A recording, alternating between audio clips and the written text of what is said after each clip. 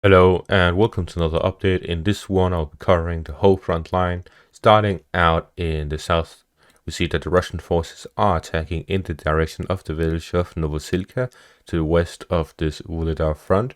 We see that they're attacking this village to cut off the road between Velika Novosilka and Holiaipole, which is a direct road. Without this, they would have to go all the way around.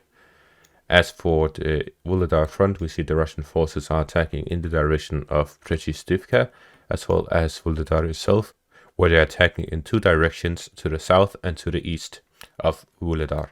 So this is very interesting because previously it slowed down where they only launched artillery. Now they're starting to move with their own units again, both to the south of the village as well as to the east.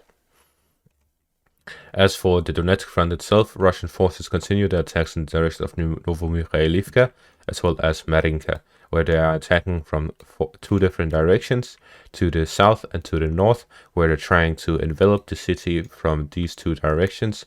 Attacking from the south allows them to reach the highway and advance in this direction to flank the Ukrainian positions by going around it towards the river line, and from the north by taking the residential areas here to the north, which allows them to also reach the river line, enveloping the city from the north and the south.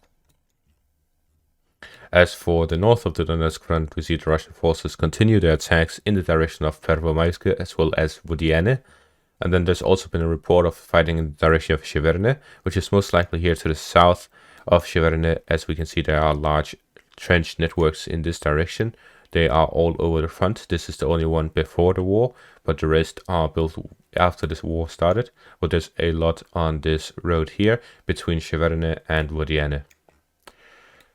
As for the Bakhmut front, we see first of all that the Russian forces are attacking in the direction of Diliivka, as well as reports of a Ukrainian counteroffensive to the northwest of Klishivka, attacking in the direction of the TO504 highway that the Russians recently captured a part of. According to some sources, they've seen some success. According to other sources, there's been no counterattack at all. However, there's been no territorial changes reported by any of my reliable sources, so I'm going to wait until that to update further on this.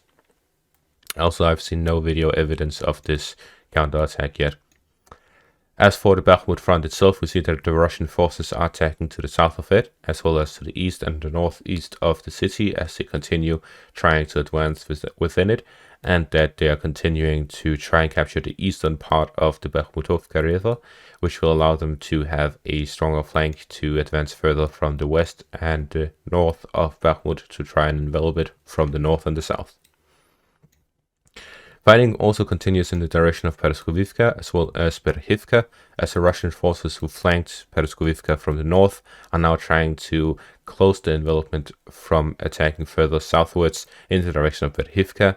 Then there's also fighting from this part here, where they're trying to continue in the direction of Berhivka to completely cut off Pereskovivka, as there is about over 1,000 Ukrainian soldiers encircled within the city. And the Russian forces continue attacking the city itself as they try to capture it. Then to the northwest of Soledar, the Russian forces are attacking in the direction of Selesnyansk as well as Vesyokivka, Fedorivka and Rostolivka as they try to gain further control over this northern flank, which will allow them to push further southwest in the direction of Bakhmut, completely enveloping the city. As for the Sivers Kreminna front, we see that the Russian forces are attacking in the direction of Bilohorivka, as well as the forest line southwest of Kreminna, as they try to gain control over these areas, which allows them to push further westwards in the direction of Liman. Finally, to the north of the Luhansk front and the northeastern outskirts of the Kharkiv front, the Russian forces are attacking in the direction of Selmerhivka, as well as Ryanikivka and Sinkivka, as they try to gain control over the river lines here in this region. And that is all for this update. Thank you all for watching, and have a great day.